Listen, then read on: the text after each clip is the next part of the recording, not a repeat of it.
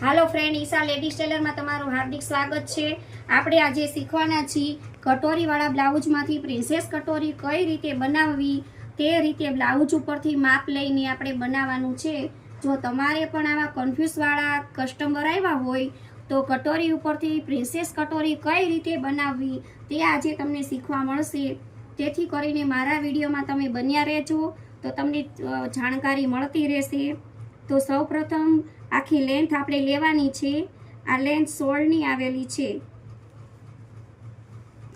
હવે જો આ 16 ની લેન્થ આવ્યા પછી એક માર્ક કરી લેવાનું છે અને તેમાં 1 ઇંચ ઉમેરવાનું છે એટલે 17 થશે।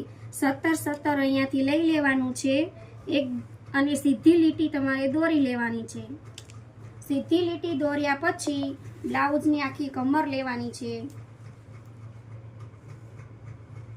બ્લાઉઝ ઉપરથી આખી કમર લઈ લેવાની છે।